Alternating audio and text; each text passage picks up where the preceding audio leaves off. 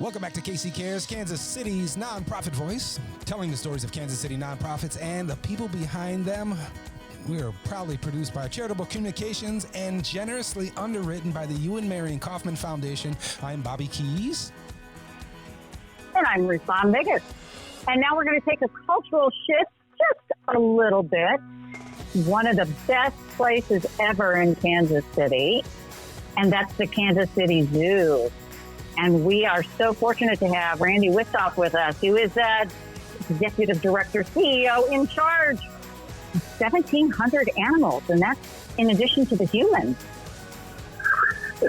That's a lot of mouths to feed, isn't it? That is a lot of mouths to feed. We are delighted to have you. Oh, my pleasure. It's got to be a really crazy time for you right now.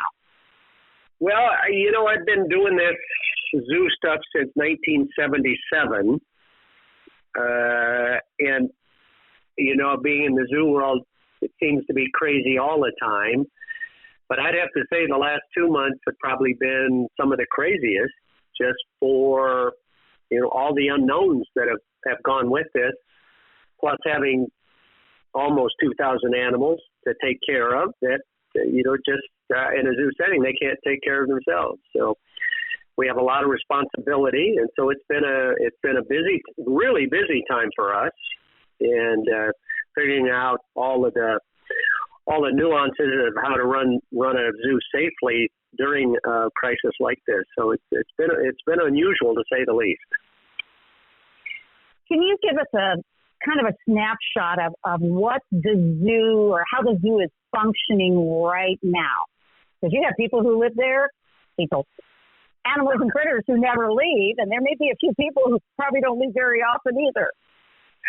Well, the real task has been keeping my workforce protected, and always thinking. We always try to think of every scenario possible, and of course that always includes what's the worst thing that can happen. Well, with this virus, I've got 10 dedicated animal teams. So if one of my staff members on one of those animal teams became infected or came down with the virus, that would mean that entire team would have to go home and self-quarantine for 2 weeks. That puts a tremendous amount of pressure on us to make sure that we've got teams that are well-trained. Zookeeping, animal care is it's a hard job, but it's also an awful lot of detail work. So I can't just automatically shift people. Say my elephant team, I've got about 10 members on that team. If somebody tested and I had to say all the elephant department go home, it takes a long time to learn to work with the elephants, shifting them, feeding them, all the things that go into elephant care. So that has been first thing we had to do is realize that worst case. So in that instance, what we did with each of our animal teams, we took them and we divided them into a team and a B team. And so each team then was responsible for certain days of the week. So how we started out the process, we never take a day off here. Animals never really care what holiday it is or whose birthday it is, or if there's a blizzard, they need their care. So we took each of those teams, say the elephant crew had an A team and a B team. So we started a rotation of a 4-day, 3-day shifts where those two individual teams, 5 members each, never cross-contaminated with each other. So it put a pretty good-sized workload on, and all my teams responded really well.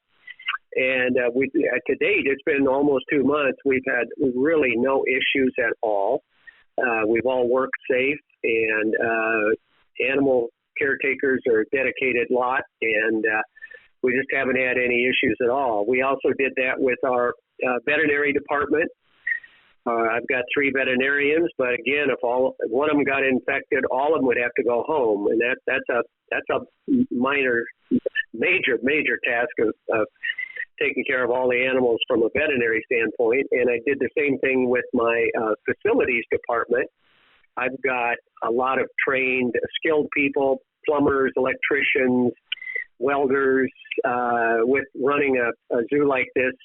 If it can happen or break at the worst time, it's going to. So we have to have a trained staff that can fix animal enclosures, keep the furnaces running, keep the water on, keep the drains open. So it's been an interesting time, to say the least.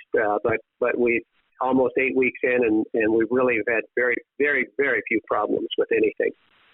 You're almost old hat at this now. You won't know what to do if and when the zoo opens, and of course that's the $1 million question.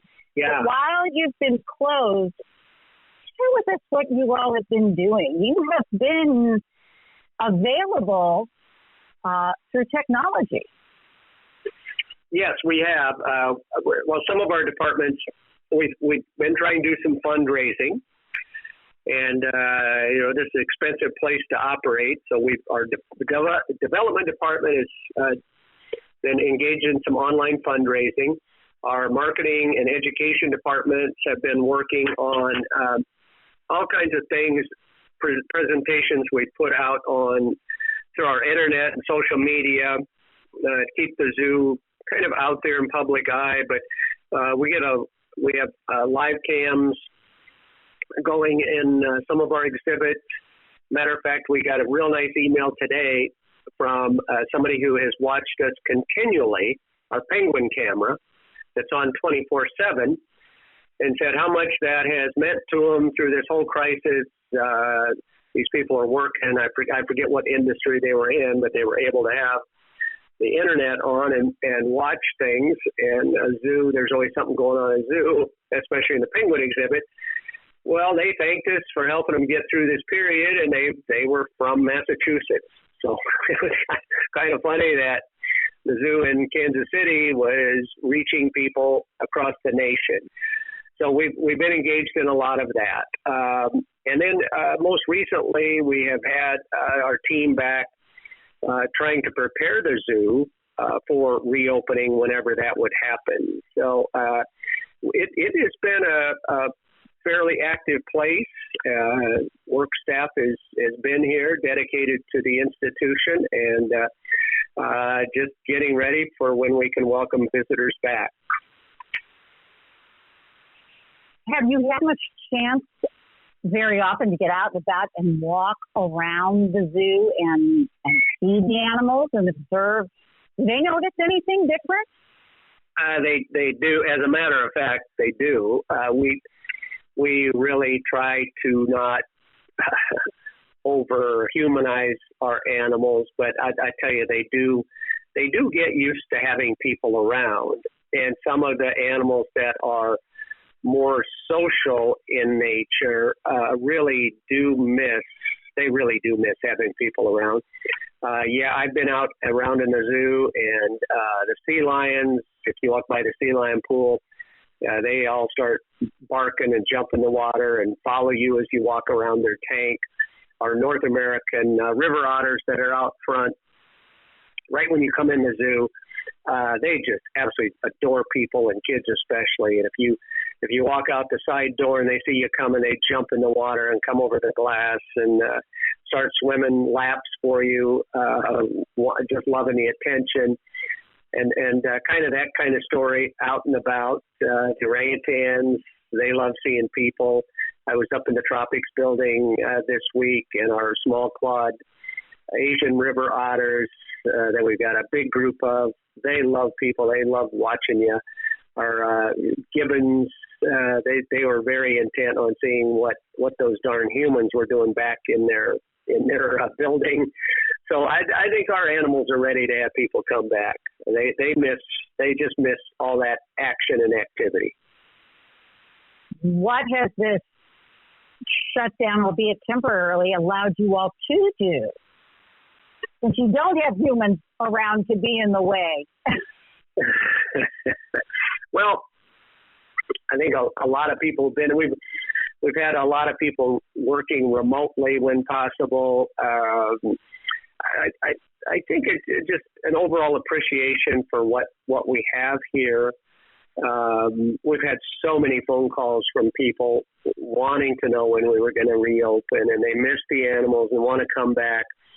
And we found that to be true. Other zoos that are around the country that have reopened, the people that are true zoo lovers, just, they really missed being able to do their normal things, and going to the zoo on a Saturday or a Sunday afternoon is just that family tradition. So I think we've more realized what we have and kind of what it means to the community, how important it is. We realized how important our animals are to us. So just kind of a reconnection and reflective time. And again, we're just really eager to get back and open and get people have the ability to come back to the trip. And I don't know if, there's been any type of research, but there hasn't been any type of, obviously there's nobody's going to be able to touch the animals, but from human to, is there any concern about transfer or potential transfer, or any precautions or any new rules that are going to be implemented when people can't expect to come back? I think the only case that we've really heard, the great apes, genetically are closest to humans, and we just don't know because of the way they live in the zoos. They haven't been exposed to corona, to my knowledge, and we don't know if they can get it. But our employees in their areas are in masks anyway when they work the great apes. But when people come back, we're some of the animal areas we're going to have barriers to keep people back just a little bit further. I think most people have heard that the tigers and lions at the Bronx Zoo exhibited signs of corona, and pretty sure it was transmitted through a human. So our keepers have been masked up and gloved, working with those animals, and we will keep people back a little bit further. Do you have any plans as far as, obviously you're going to have to adjust when it comes to fundraising. You have the big events, like what are any plans with that? Is it a whole new different beast that you have to tackle when it comes to fundraising? What does that look like for you, and how can people help? Well, we've been putting out pleas for people to help us pay the food bill while we haven't had any visitors, and that has worked pretty well. We've been raising about $11,000 a week. Our big annual event, Jazzoo, all of the proceeds of that go to feeding the animals. So while we've moved the date to August 28th, we're hoping we can have the event then. We're still not 100% sure. So helping feed the animals, you can go online, you can find out how to donate. We've got animals that you can adopt and help cover some of the expenses of them. But just in general, we're just hoping people come back to the zoo and buy their admission ticket and buy a stuffed animal on the way out and a hot dog while they're here. And that will help us more than anything. Absolutely. Well, can you give us a little scale? Now, you say you have all these animals to feed and everything. What, does an elephant or a giraffe have to eat so that we have some idea where money goes? It's not an inexpensive venture. Well, elephants probably eat the most. The food they eat is probably the cheapest. They like hay. They get a few fruits and vegetables and lettuce. So while they're hefty eaters, they're on the the elephant slim fast diet. That they're not the expensive ones. The real expensive ones are some of the smaller animals, like our penguins. They eat fish that has to be brought in from the ocean. They don't eat lake fish or freshwater fish. So we haul in fish, tons of fish every year for our penguins to eat, our sea lions to eat. Polar bear, Berlin eats fish, ocean fish. our tigers, lions, leopards, cheetahs. They all eat meat. It's beef. It's ground up, but we buy tons of that every year. So by the end of a year, we spend a little north of $600,000 just on groceries. So pretty good size. Takes a lot of shopping carts to load up to feed all of our zoo animals. That's a lot of expenses. Running a zoo is a massive undertaking. It is. How do you move forward from this kind of a shutdown? And yeah, well, we're hoping to get reopened as soon as possible. We're down to just one or two more questions from the city hall, the city health department. We want to be open safe. So we're hoping to announce that shortly, our opening date, hoping it's yet this weekend. But moving forward, we're going to be very cautious. Some of our departments aren't going to be functioning at 100% in the areas of their specialty. So we've got a lot of employees that we're shifting around, cross-training. I think we're going to try to tippy-toe back. Really, we feel we're going to offer a very safe venue for people to come to, and I think it gets into what do people, what do they consider safe.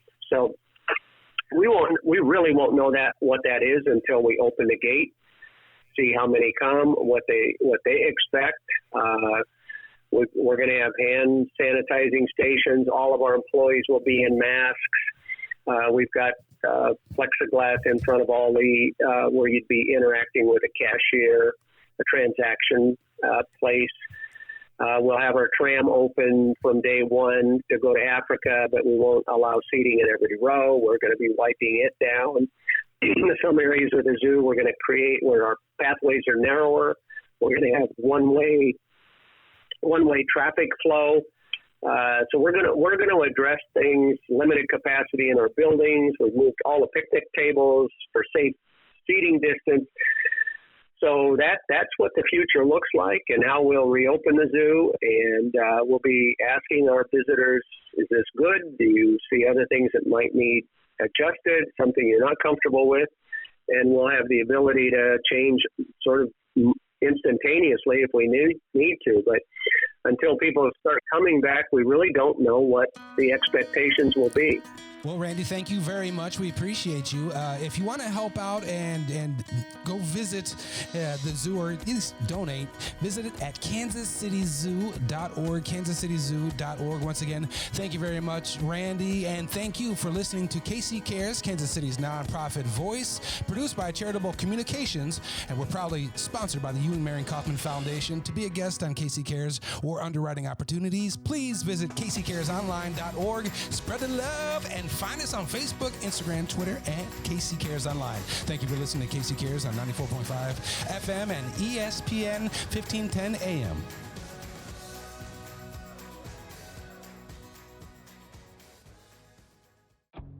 Inspired by Ewan Marion Kaufman, the Kaufman Foundation believes that every person, regardless of their background, should have the opportunity to learn, to take risks, and to own their success. Working together with our Kansas City community and beyond, we take on approaches that break down barriers, providing people with the necessary skills throughout life to make or take a job and ultimately give back to their community.